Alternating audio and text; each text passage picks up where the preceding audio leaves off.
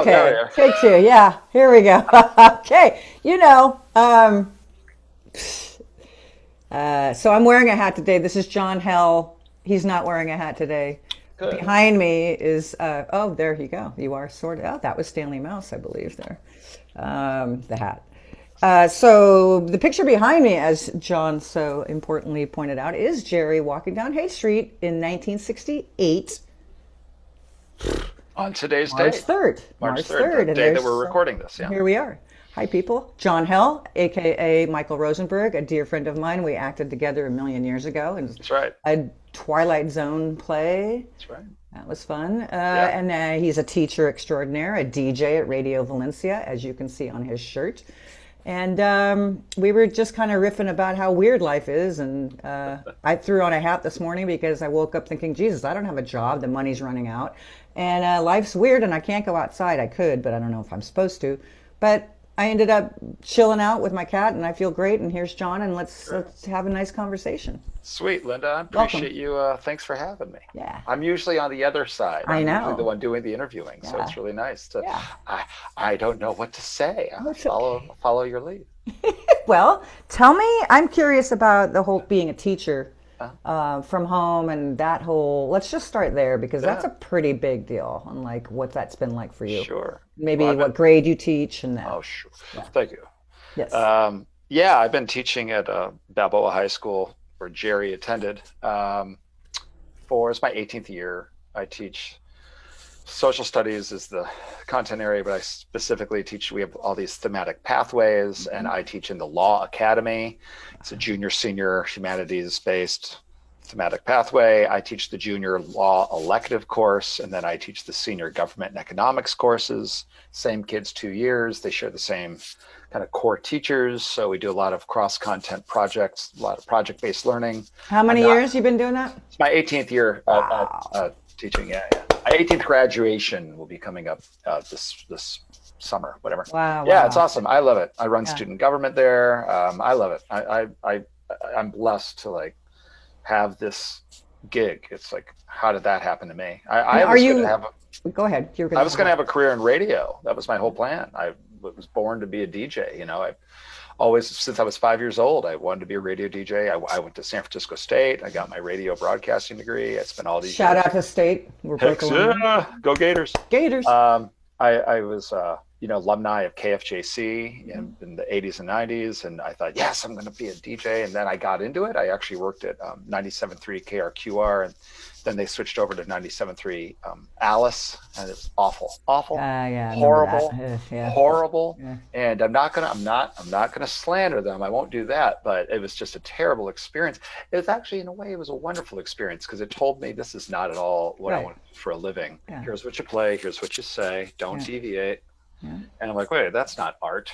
And so I just I decided, okay, I'm going to do the other thing I really wanted to do, which is teach history and government and econ and all that stuff. And I'll just do non-commercial radio and have a great time doing it. Well, I'm sure Kelly Harris of the Haight Street Art Center that I interviewed a couple weeks ago, she was talking about going to USF and the KUSF radio. Yeah. I mean, those were the days, man. I mean, that was... Sure. Until they took it over with the Jesuits, I guess. Took a whoopsie. Well, no, actually, I mean, it was actually, I mean, they're the ones who started the university. Yeah, of course. It was more like when they stole the license out from under them, or not stole, but they sold the license out from under them, and selling it to this non-commercial classical company that then basically they locked out the KUSF DJs and were like, nope, we're switching formats and you're all out. I mean, to me, that was come on. Yeah. That's what Jesus would do. I mean, come agree. on, Jesuits. And what about the state of radio today? I mean, now you're doing Radio Valencia. That's probably a good segue. And what's that all about? Tell us a little bit about that. I've been doing non-com since '88. I was, KFJC, and from my experience there, I started Radio Free Burning Man in 1994, and I co-founded that with other actually KFJC staffers. We started that station. There were 4 of us, and then I kind of ran that sort of the programming side of that for 5 years, and before I didn't go back to Burning Man after 98, but it continued on for many years. But I took that experience and I kind of parlayed that into community radio in San Francisco. I spent a few years at San Francisco Liberation Radio, a true pirate station. I was involved with them up to and through the raid by the FCC, and was involved in the federal court case where we actually sued the FCC, and we kind of got a partial victory in there because the feds were not going to license urban low power FM stations. They were only going to license like rural stations for low power FM. And we actually got a ruling that allowed for low power FM stations to be licensed in urban areas, which is really exciting. As a matter of fact, the former KUSF staffers started KXSF based on that. So that exists because of what we did at San Francisco Liberation Radio and on our lawsuit. Wow, right on. Thank you for that. Yeah. Was that like Richard Gossett? Was he still around, or is he went to Anchorstein Brewery and became a brewmaster or whatever? Richard, I don't know Richard Gossett. Richard Gossett. He was I'm a little older than you. Is that KUSF? Yeah, KUSF. No, I don't. Unfortunately, I don't know those guys. Yeah. Not as intimately as. So was it rock and roll that drove your wanting to be a DJ? Obviously. Oh hell yeah! I mean, 5 years old with the stereo. I had like my older sisters were into the rock and roll of the day, and I would have the records on, and I would put a cassette player up to the speaker, and when the song would end, I'm 5 years old, 6 years old, and I'm back announcing, what you just heard, that was the Monkees, and and K-Hell Radio, and I just knew it. Like, I have to do this. I was kind of reporting the other day. I was reporting from under here because I was like, and here we are at Haight Street Voice, and then I sort of show up. But it's we do what we can, right? I can't even get backdrops to work on my computer. Oh well, I mean, this is my house. So speaking of backdrops, well, I said no, that's not a fake backdrop. No, that's totally. It's real. All right, so I got a good one for you here. I think probably the last time I actually saw you in person. Is that possible? We did this. Remember that? Yeah, that was when you joined me at Radio Valencia. I'm hoping we saw each other since, because that's been a few years. That was fun. That was a fun time. I don't think we have. You're probably right. I really don't think we have. Move out of the way. I want to see more of you. See, I don't even have to be here. I can just speak off camera, although I don't have the green. That's hilarious. So anyway, back to you doing radio, and that was a beautiful. And you get to talk to all these people, and that's kind of why I do this, because it's. Yeah. I mean, you get to do the music segue and shut up for a little bit, but this is kind of like talking to people, and I like hearing what everybody else is doing. I like to know, because I don't really know what I'm doing. So when I talk to other people, I start to understand this is kind of where the magic is, because we get in this place where we're like, oh yeah, I'm doing all this stuff, but really, being human is the best thing we can do. So yeah, the radio thing. So you're so good at it. I know you have guests you've had so many great guests. You've had Eric McFadden. Countless times. That's right. You have, gosh, I'm forgetting his name. That went cuckoo. Shut up. That's it. You and Eric. Who else? Come on, name some. Oh my God! I mean, so many local bands have been on my show, and so many local artists and filmmakers and writers and politicians. And I don't just stick to music only. I mean, I've had union organizers and local members of the school board and members of the county board of supervisors on my show. Do you have any ones that really stick out that were either like conflictive or like, wow, there's a lot of, Well, I mean, there's been, sure, I want that. Yeah. I mean, I kind of, exactly. I like the tension. I mean, musicians are fun. Actually, the musicians I interview always kind of get blown away because I'm really interested in the now. I want to know what you're doing right now. Mm-hmm. Where some interviews I hear they're so interested in like, oh, that hit you wrote in like 20 years ago. They're like, yeah, that was then. Yeah. I really want to know like, what's now? What are you doing? What's coming next? And then I've actually had a number of musicians back on my show to guest DJ with me. Oh, and that one blows their mind because I'm like, no, I really respect you as an artist. It's very obvious you have a lot of influences. Yeah. The boys from Rin Tin Tiger, who are defunct now, I think, they're so great. I really like those guys a lot, and I had them on a few times. They guest DJ'd. The folks from Happy Fangs, another really great local band, they did the same thing. They came on. I've actually had Um, there's a couple that were in two separate bands. I interviewed them separately. They met and then they got married and they had kids. Wow. Yeah, and then I've had them on since. That's been Wow. over a year ago. But people who stand out, I would say, I mean, I've been years ago, like people like I interviewed George Clinton, Parliament, Yeah. Wow. Funkadelic. He's a Yeah, great yeah, interview. yeah. I have interviewed Les Claypool. He's a fun interview. Oof, that must have, oof. Ike Willis, vocalist of Frank Zappa's band. Great story. Best interview I ever did, though. Oh, there's George. Yeah. Best interview I ever did. No, I'd say the interview that I'm sort of most honored to have gotten, though, was when I was at KFJC and I got to interview James Brown. Oof. And that one was mind blower because every Friday I used to host a midday jazz soul funk show. But at noon on Fridays, I would do 30 minutes that I called the Brown Bag Lunch. It was 30 minutes of James Brown. And so he was playing in town. I think this was 92, maybe 93. He was just out of prison. I think he got out in 92. And my theory was he probably is staying at a nice hotel and he's probably now staying under his own name. I can't imagine he's changing his name at this point in his career. So myself and two other KFJC staffers started calling a bunch of radio stations, a lot of hotels. Mm-hmm. James Brown, please. And I'm actually the one who got him at the St. Francis. And Woo! dialed his room and I'm like really nervous. And I was young. I was like 22, 23 years old. And I'm like, guy picks up the phone. James Brown, please. Speaking. Remember that like yesterday. And he gave me a 15-minute interview, which was really, really great. And he was. So it was the clout of being from a radio station that got you that access? I think it was just, I said, I play a half an hour of you every week and I've been doing it for years. And, it's a popular part of my show and I'd love a few minutes. And he's like, okay, but you can't talk about drugs. You can't talk about prison and you can't talk about women. I said, okay, we can do something else. There's music. I really miss, we haven't been in our studio in over a year. I know. So that was my next question. I've been broadcasting from home right here on this machine. And so I just log into the server and radiovalencia.fm. Okay. Check it out, kids. Monday nights, 8:00. And it's okay. It's a great creative outlet, but I don't exhibit the same amount of energy sitting on my bed with my laptop on my lap as I would in the studio where I get to really move around. So right. Oh, I know. It's fun being in there, man. It's a high. I mean, I had a blast. It's totally. Like, and we'll be back. It's a win. How soon can we? I don't know because, we have a new studio. We're on 22nd Street, right next door to Makeout Room.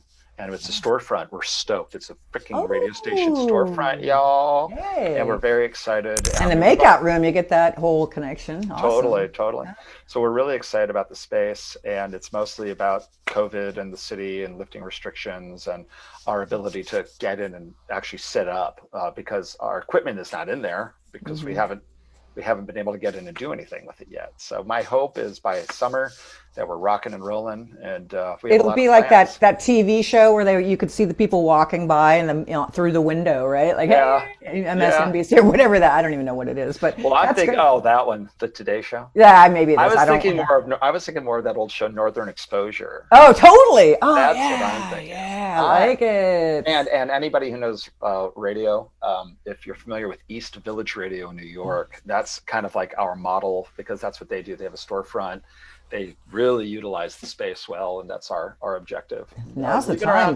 We started in 2010, so we've been around almost 11 years, and we've had a level of success. I went from San Francisco Liberation Radio to Pirate Cat, and Pirate Cat was okay. Like I helped build that studio on what was it? Where is it? Alabama and 21st. I'm totally spacing. And it's still there. Yeah. It's Mutiny Radio now, and I'm really proud of Pam Benjamin and the work that they've been doing there. Like it's still there. The space still exists, and they're still making it happen. I think that's really amazing. I'm proud of them. I left Pirate Cat and went on to form FCC Free Radio, which is still around. It's an internet-only station. They're doing kind of their own thing, and good for them. I left because I wanted something a little bit different. They were doing mostly like comedy and classic rock. I wasn't really into that. So when I started Radio Valencia, myself and Trademark Gunderson of Evolution Control Committee, Naomi Most, and Alec Rybread Bennett, we started Radio Valencia as a request from Chicken John, because he had his Hey, Chicken John. his warehouse on Cesar Chavez, right between Mission and South Van Ness, where South Van Ness ends. And he said, "Hey, I've got this front of the space that I think would be really cool to have a station in as people come into the major part of the space." And he said, "I don't want to do anything with radio, but you're the guy, John. Can you kind of help put it together?" So I recruited Naomi, Trademark, and Alec, and said, "Okay, let's put together this freeform station we've been talking about that's autonomous, right? No one's going to oversee it, and no one's in charge. Like, we're all in charge. It's a committee based." Now, there's pros and cons of that, because the pro is, hey, nobody, there's not one ego that's going to drive this. It's not a committee of one. We've all experienced that. But the downside is it grows very slowly, and not a lot changes. So, it's like there are a lot of DJs that are really committed to doing their show. That's my question. Is I know nothing about it, but like, how do you survive? Like, I mean, even this magazine, not to bring it back to me in this magazine, but I mean, one does what they love.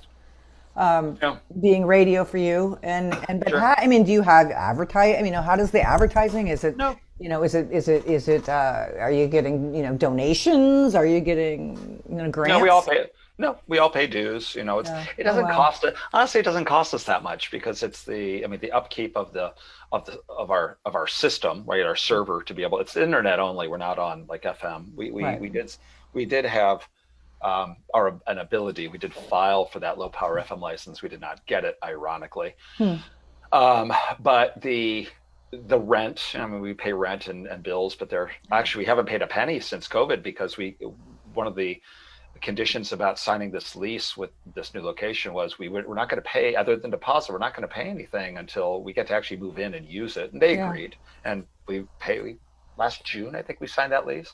So it's like, no, we can't access it because of COVID. Don't make us pay rent, or we'll just not sign the lease. So it's DJs paying monthly dues. That's wild. That's wild. And we haven't been pushing that during COVID, because a lot of people are having a hard time. So why would we do that? Like, we're not paying any bills right now. Why would we have people pay? So once we start up again, we have a beautiful new location. And so my point was, I haven't been doing any interviews for a year. And I love doing interviews. So I look forward to being in this space that we can utilize. And there's nobody living above it. It's not a commercial residential. It's just commercial. So we'll have a chance to have bands perform in there. And you have people call in. I'm kind of forgetting the format, or they text you. Oh, sure. And then they can. Yeah. They can. People can. Whatever. It's like, if you're on air, we've had phones in our previous studios. Yeah. I might take your request. Okay. But I probably won't.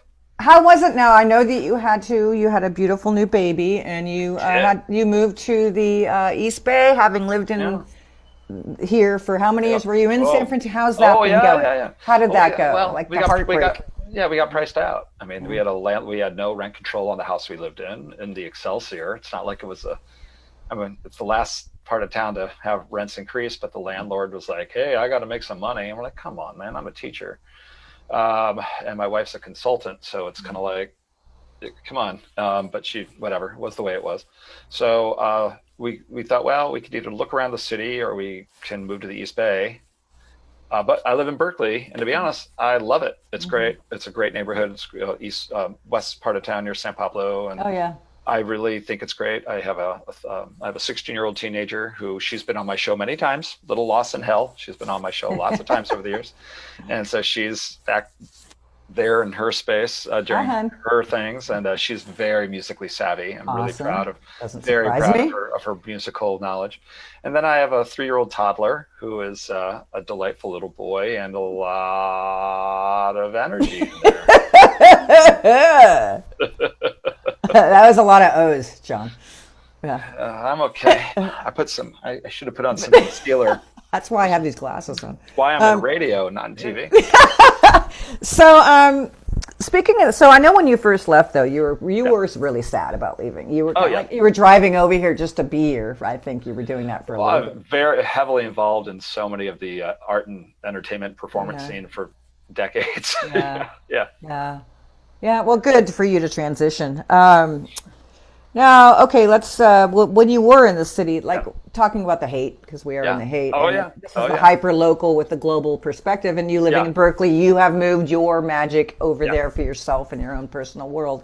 But like for you, just Yeah. speaking to like Amoeba Records, Oh and yeah. have you been to the Haight recently? Like there's like, I think Yeah. Upper Haight, there's probably Oh 10 shops gone. I mean, they're yeah. gone. Amoeba's hung in there, but sort of like what does the Haight mean for you, or, you So know? I moved to the Bay Area in '82 with my family, Mhm. and one of the first things I wanted to do was go to the Haight. I mean, that was it. I was a young kid. I was about 12, and I'm like, I want to go to the Haight. And right pre-internet, pre all. How do you know about this? Well, I mean, come on. I mean, everybody knew about the Summer of Yeah, Love, and by the yeah, '80s, it's come on, common knowledge. So for yeah. me, I was so excited to be there. And when we got to the Haight, it was horrible, right? Everything was boarded up. It was like a lot of Yeah. drugs, a lot of homeless, and like what's going on here? And the '80s were rough in the Haight, but my love for it was still very strong. So slowly watching it come back and the boutiques starting to come in and Mhm. the small independent stores to me was like that to me was the most important. Like I loved watching that. I grew up mostly in San Mateo. And so I would take off I would come up to the city often. I would go to the farm to go see Oh shows, yeah. which is always a ton of fun. But I would get back in the '80s or I should say when I was a teen, Uh, I never got carded. wow. So Neither did I. I mean, never. I went to Winterland when Yeah. I was 15 to see the Yeah, but they Sex didn't. Pistols. But they didn't card Winterland. That was a club. That was Oh, a yeah, space. yeah. I Come guess. on, Linda Kay. I don't know. A But the farm, yeah. bars, I got into like the I Beam, which is definitely I, 21 and over. Full we Moon were, yeah, Saloon, yeah, Night Break. yeah. Those are all 21 and over clubs, and I just would saunter in. I mean, later the ABC cracked down and made sure people got carded, but by then I was 21. Are So you too? You're too young for the Fab Mav oh, Mabuhay Gardens. unfortunately, I mean, I went there. I'm aging myself. I was a teenager when it closed, but I Yeah. sadly never got into the. Good old Dirk Dirksen. Oh yeah, I saw Yeah, so many bands there. My God. Oh my yeah. Lord. Oh, Party with Linda. Devo was there. There was nobody there. Yeah. I mean, it was just Well, such a I'm a big live bootleg collector, and I actually have a lot of Mabuhay Garden shows. Pearl And Harbor and the so, Explosion, oh yeah, Layla and the I've Snakes. seen them actually a few times, Pearl Yeah. Harbor. But it's funny because my favorite band of all time is without a doubt the Grateful Dead. That's of course a Jerry Garcia band record. Um, and one of my favorite books ever. I love this book. Aw, I aw. should be in it. But That's anyway, but as funny as people who know me are next like, time. Next time. people who know me say, John, you are the biggest deadhead and the biggest punk freak I know. It's like, yeah, I love the Dead and I freaking love punk. It is pretty amazing. It's pretty amazing what you do. Are you still there? Hang on, there you Yeah, are. did you Okay. see me? I had a glitch. Yeah, I just had a Okay. little, I had to get my power. I want to make sure we don't run out Oh, of power. You know how that goes. are you Uh, able to? Are you going to edit this? no, probably not. Why do you want to edit something? Now everybody knows that I don't edit shit. Okay, well, I'm just doing this like I said because here we have power now. Well, let's. I want to go back to the Haight though. Go You ahead. Go asked me ahead. about the Haight. Okay, So, go ahead. Well, I it's had to funny think of- because before Amoeba, it was for me anyway. It was the bowling alley, and Oh yeah. I used to spend a lot of time there because it was like to me it was get up to the city, go hang out in Golden Gate Park, go hang out in the Panhandle, go bowling. That was a big deal. And if I was up there late enough, I try to get into a club, and I can't remember a time I was ever turned away. They didn't. It's like they just didn't even think. So I got into all these great clubs on Haight Street, and I remember when Murrio's. Don't forget well, Murrio's. well, that one Yeah. was just recent. But I remember when Full Moon Saloon closed and the Red Vic movie theater moved in there. Hmm. Of course, I think that was the second Full Moon Saloon location. Also, I think they had moved from lower down. If I'm not mistaken. But I remember when the Red Vic moved into the Full Moon Saloon, and I would go to a lot of Red Vic movies there. Oh yeah, And with the including popcorn. of course. But do you know when they closed? Do you know what their last movie was that they showed? I don't The even know. dude. It was the dude. It was wasn't. No, No, it wasn't. no, but they No. used to have the annual Big Lebowski thing. No, Yeah, it was Big Harold Lebowski. and Maude. Harold and Maude was the last, Oh. so I got to see that.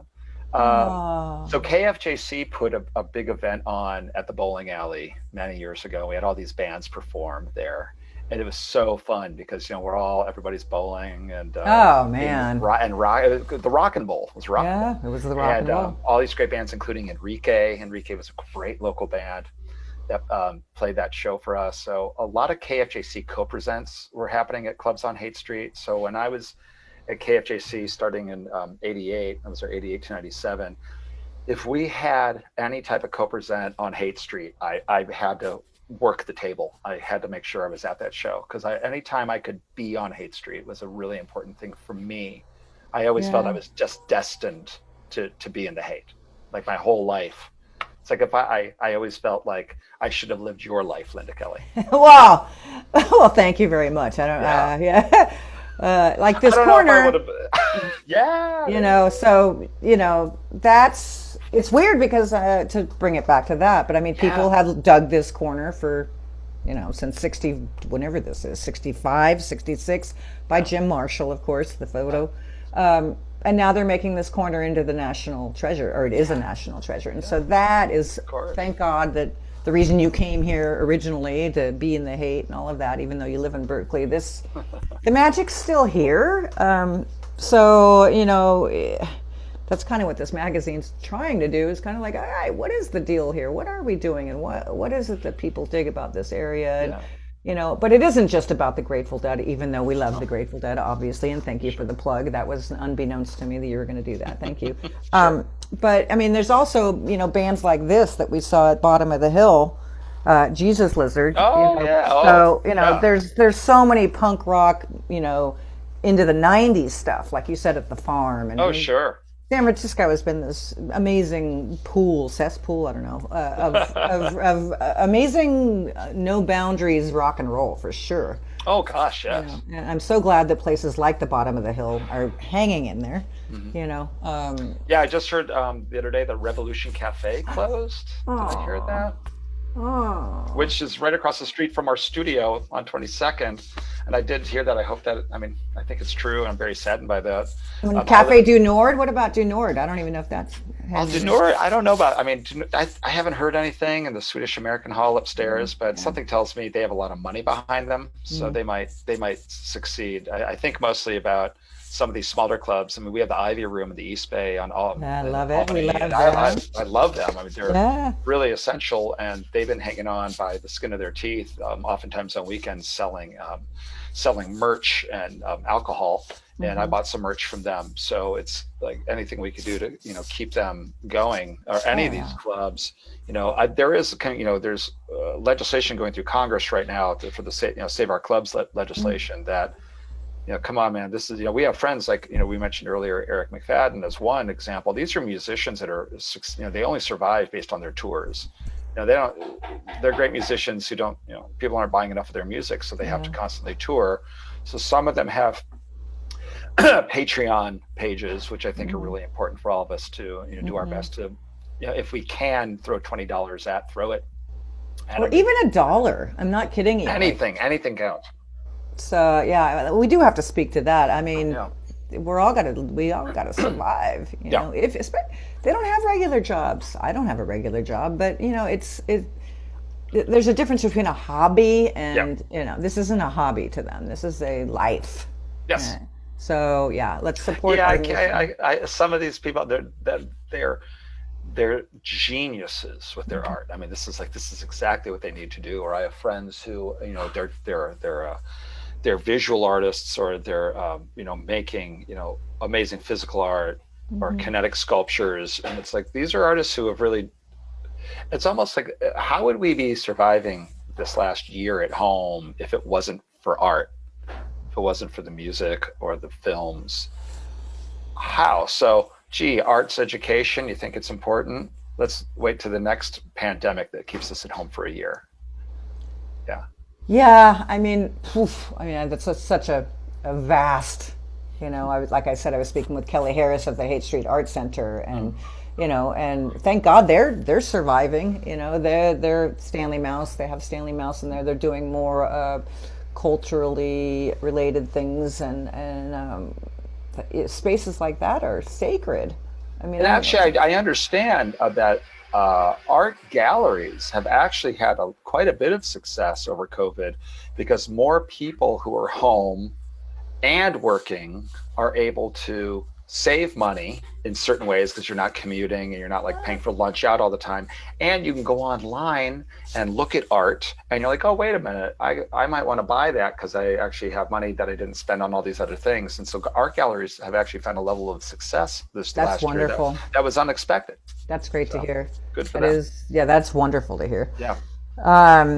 Let's see, where else? Oh, and social media, the mayhem and where we're at. When I first met you, it didn't exist. And I'm trying to do this thing, or I'm not trying. I mean, I was a print magazine, like, this little guy.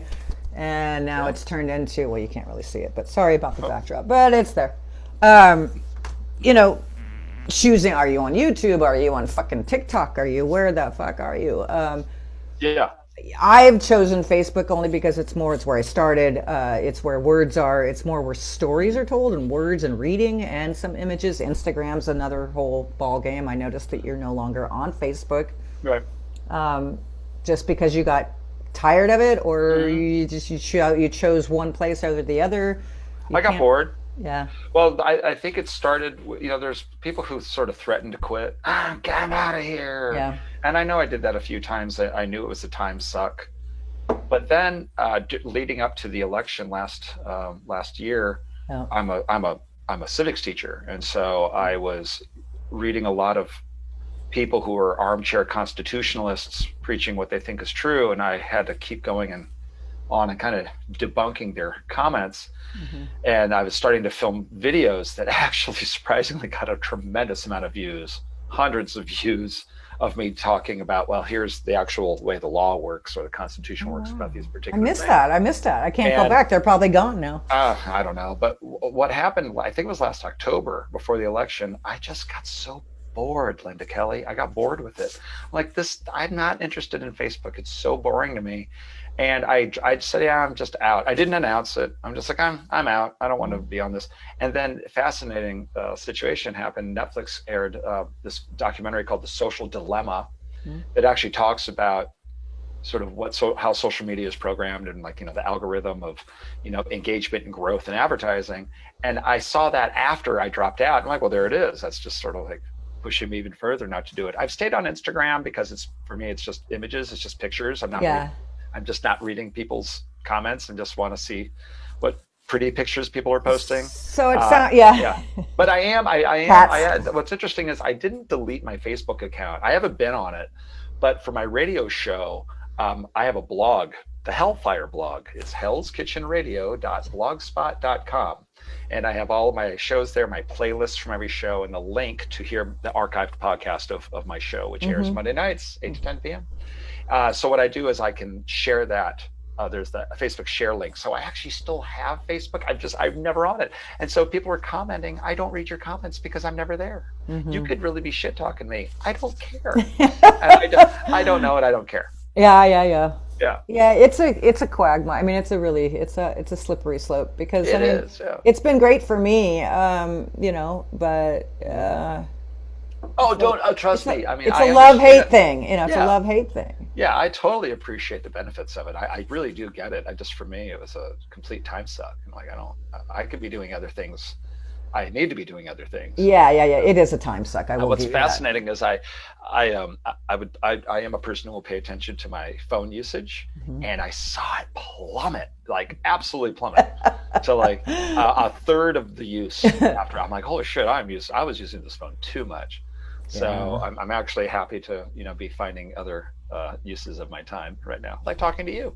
By being home though, these last year and a half. It is hard. It hasn't been a year and a half. It's been a year. Well, a year. No, okay. A year, really. It's been 20 years, John. Don't push 20 it, years. God, 17th of March was it when it started initially? Yeah. My last day at work was the 13th. The 13th. Yeah. Yeah, I was supposed to go to Mexico on the 17th or the 18th. Wow. Oopsie. Yeah, I didn't want to. Do you remember the last show you went to? I believe, I could be. I want to say it was Bottle Rock and Tom Petty. Oh wow. Which I'm really glad I caught because that's the last time I saw Tom. Well, that would have been 2000. No, that was he died in 2017, didn't he? Yeah, but I mean, But you didn't see last anything. You didn't concert, see anything in 2020, early 2020. God, that's terrible. Oh, what am I thinking? I saw the Who at the Outside Lands. Oh, That okay. Oh, I that don't know if was that was the last one, but that was the last one that blew my mind. I mean, summer. Was that summer 2019? I believe so. Okay. Yes, Yeah. yes, yeah, yeah, yeah. But Yeah. yeah, that was mind blowing. I mean, I was so close. There's the Who, and they're singing, Yeah. Teenage Wasteland in the middle of the Golden Gate Park. So, but Awesome. as far as the actual last show, no, I don't. What about you? Good question. I have to go back on the calendar, but I know there were three I saw in succession. I actually saw Hamilton on March 1st. I did see that, which is cool. But I saw the Melvins at Ooh. Slim's, and then the next night I saw Dweezil Zappa doing Hot Rats, all of Hot Rats at the Regency. So that Wow. was a pretty cool Melvins and Zappa back to back. Yeah. And those, so I don't remember, those might have been in February, so in Hamilton would have been the last show, but I did get a few things in before all this shut Yeah. down. Good for you. I miss live music. I Whew. miss it so desperately. It's kind of like it's I killing know me. it's a psychological mind fuck that this whole Yeah, thing has done to people, where you get to let your freak flag fly at concerts, yeah, and really yeah. get into it and dance with it and be around people and like, oh shit, was I drooling? Sorry, whatever. You're in this thing and the music's For you. there and everything's right and you're on the spaceship. Yeah, I mean, Yeah, it is an ingredient that people like yourself and myself are it's in our molecules, and if it's yeah. slacking, so I hear you. Well, it's Um, also that energy of Haight Street. Just to even bring it back, is yeah. it's infectious. The last time I was actually up on Haight Street, we took the family to the new Ferris wheel, Oh, it's and which gorgeous. I love honestly it. I think is fabulous. I love it. I think it's Yeah. perfect for the Yeah. park. I think it's the kind of thing that uh, the park is made for. And I was so happy to go to it. And the next day, the state closed down all of that stuff. So I was happy to get in there. But then we walked down Haight Street, and my daughter, who's now 16, I mean, she Hmm. grew up on Haight Street. She was Hmm. born at St. Luke's, and I would take her to Haight Street all the time, even as an infant. And so taking her there when we went a few months ago was like coming home to her. She Hmm. feels so in her element being there. The energy, the tourists aside, which is great. Come on over, tourists. It's fun to see you too. But just sort of the energy of that space. Um, I can understand why people flock to the area, Yeah. including the youth who've been termed out of foster care. That's a lot of the youth there. Yeah, I get it. I know, I understand. Mm. I understand this is why you're here too. I hope that you're healthy, and I hope that you're getting the help that you need. Bless the Haight Street Free Clinic and Yeah. these And programs. Dave Uh, Smith. Yeah. Exactly. And I'd also have to say, I think I'm so happy that McDonald's closed. You have no Oh yeah. idea. Although it's been a bone of contention because Well, now it's that what camp isn't this the camp? Is it for youth that are yeah, I think it's just well, a camp for anybody that needs a place to be. But Well, I know who the people who started that actually, because they were a really excellent program in the city, a nonprofit program that have actually been working diligently on getting homeless shelters for teens and youth, yeah. as opposed to having them lumped into shelters with people of all ages where more assaults take place. The problem, of course, is if you have, a large number of people in any single spot, you're going to have some issues, especially if they're homeless and they have mental health or substance abuse There's issues. been an uptick in the meth thing. It's like up on Frederick. There's Oh, like a man. colony up there. Wow. Yeah, that's been That's hard. unfortunate. Um, but I'll tell you what, like uh, the kids on the street are really, in my experience, when I go to Gus's Market, which is around the corner. I live, right here in the hood. So there is a sense of, they want to help. They want to, the Mhm. kids. There might be a lot of dogs and a lot of kids, but there is like, oh shit, the magic is still lingering. It is there. Sure. I know a lot of people badmouth the kids out there, and I get it because it can be scary. And quite frankly, I don't walk around at night around here right now because Mm. of several other reasons, not because of the street kids, but the break-ins of cars. I mean, the Hmm. streets are pretty empty at night. Hmm. It's not that same vibe. I used to walk home, from a concert at the Independent, and then come, walk. What is it, 20, 15 blocks back home? I would never do that now. Not because I'm scared of, but it's just a different. I mean, it is because I'm Well, scared, but it's just a well, it different. is. There's nobody out there. Sure. Well, I think part of the issue is unemployment is so high. Unemployment is high mostly with youth and people of color. And of course, when unemployment is high, you're going to see crime rates increase. These are people who are sadly just trying to survive. I think you have San Francisco has a really amazing member of the Board of Supervisors in Matt Haney, who represents District 6, is it? Or the Tenderloin. I mean, he to me is one of the great progressive leaders of San Francisco, where I think you're going to start to, he's the one shouting for more support services for homeless and for teens and for, substance abuse support services that are desperately needed. Of course, we're in a seriously stupid pandemic, so where are those financial resources coming from to help any of this? And he's also shouting for supporting the small venues. How do these clubs get the support that they need?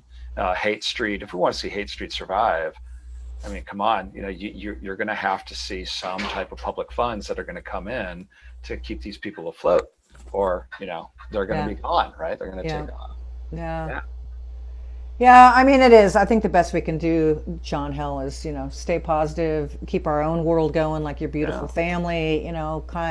This thing, I don't even know what this is that I'm doing except talking to folks like yourself. And I think everybody's really hungry to talk about, like, what the fuck are we doing, and are you all right? I'm all right. We're hanging in there. What can we do? Like, what would you want to say to the Haight Street Voice crowd right now, the people out there in Haight Street Voice land? And I would say show yourselves out in your community, be out there, say hello, be engaged, be like my 3-year-old, say hi to everybody and ask, what are you doing? What are you doing? What are you doing? What are you doing? I don't know. What are you doing? And show that and just like my son, show that you want to help. I want to help. I want to help. Oh, yeah. And I think that, there's really something to be said about that innocence of we're all here together. I think, that it's true that we all have more in common than we have differences. We all want to be safe. We all want to be healthy. We all want to have a roof overhead and food in our belly, right? We all want to be loved. We all are moved by music. Music is it. We all, I don't care who you are. If you hear something that moves you, it's going to affect your whole world, right? Yeah. The rock and roll. Yeah. Are you seeing, are there people busking on the street? Oh, yeah. In fact, I've got a lot of video. In fact, I'm going to go out. Hobos Choice, one of the local bars, closed down the day of COVID. It's on Clayton and Haight. Hobos Choice is it's been there for years, but they're opening today, actually, right? They open at noon to 8, this first day open. Oh, cool. But, so I'm going to go down there and do a little live footage. But, there's tons of really good buskers. I mean, they're good or bad. They're just out there. Yeah. I mean, especially on the weekends, it's really nice. People out there just playing music, singing. I have a theory that, once all this is over and the clubs start opening and they start booking acts, that people are so hungry to go see, music and be entertained, that the least talented people are going to be yeah, totally. It's going to be packed house. Everybody's going to want to be there. Be like, this guy's all right. Get him a record deal. There you go. Pretty much anything goes, right? You and I could cut an album, John Hell. Hell yeah. John Hell. Why not? Well, thanks for being here. I love you very much. Yeah, and this is fun being on this side, even though I just wanted to just check in with you. I love it. Thank you for being here. And can I blow up my show one more time? Please do. Gosh, yes. So radiovalencia.fm. I'll put a link on my thing when I post this. And I'm on Monday nights. Hell's Kitchen Radio is 8 to 10 Monday nights Pacific, and I do a thing from 6 to 8 called John Hell's Live Bootleg Bonanza, where I've got thousands and thousands of live bootlegs from hundreds of bands, and so for 2 hours I play full shows. And your brain is like a library. This man is so smart and so many. Yeah, it's wonderful. It's like an auditory massage with the music and history and the You can pay me later. I saw your Joel Selvin interview, by the way. Oh yeah, you interviewed as well. Yeah, I did. You were there. I remember that. He's a cranky son of a gun. He's funny. We love you, Joel. He knows it. I love him. I love it, Joel. He was my teacher at SF State. I remember you telling me. Yeah, dancing. Yeah, I'm becoming more like him every day. I swear. Oh yeah, well. That band. Oh Lord. That's a good question. Do you have anybody that you would like to see me speak to in the realm of hyper local community with a global perspective? I would love for you to interview Matt Haney. I know he's not your district supervisor, but I just have a lot Writing of it down. respect. I have a lot of respect for Matt. I just think he's a good human being. He was he was president. Well, he was on the school board at one point. And even before that, I was doing work with him through the school district, and he's the real deal. He believes in this, and he believes in the people, and believes in the communities, and he believes in helping the most vulnerable. And I'll share one more thing before we take off. One thing I like about him is something that I learned as a teacher. No rush, babe. And probably even before that is.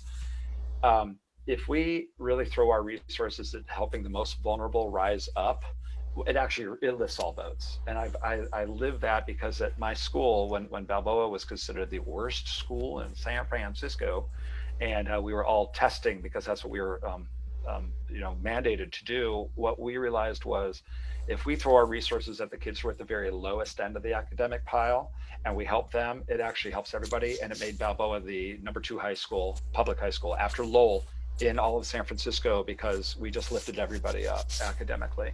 And it's true, it really does work that way. It takes a tremendous amount of work and sustained work over time, so that when people leave, the systems still exist. And I think Matt's one of those people that gets it 150%. And where would I get information like that? Like I never heard anything about that. So would it? Well, that's experience. Is there an email that goes out, or is there Well, that's just the work, right? That's just us doing the work, So I'm happy to support in any way I can, because I got about 4,500 followers and growing. Come on, people, support your local. Come on. So, thank you, Linda Kelly, for all you do. Don't stop. Well, love you. Oh, and again, besides Matt Haney, anybody else? Anybody? I was thinking about Lenny Kay in New York, who's a dear friend of mine, Patty Smith's guitar player, and the Nuggets and all of that stuff. Connected to Haight Street boys? Yeah, kind of. Just it's hyper local. He lives in New York, or he used to live in Manhattan. Down. I mean. Well, Lenny's amazing. I mean, I was just going to say, if you could get Lenny and Patty, can you get Chris Stein? Yeah, maybe. Chris Stein, not only is the guitarist of Blondie, but he's an incredible photographer, and he has an eye for society and culture that I think is really unparalleled. I really like Chris quite a bit. So I'd say if you're going that route, and I'll maybe shoot you some email. Please do. Some names. I love you. Hate the family. Okay, peace. And Jerry Garcia, I should end that. Let's see. Yeah. Radio Valencia. Don't forget about Radio Valencia. .fm. There you go. And we are gonna close with March 3rd, 1968. Right there, people. And here we are. You and I March and Jerry. 3rd, 2021. Love you. Love you. Peace. Bye. See you. Have a good day. Bye. Bye. Bye, people.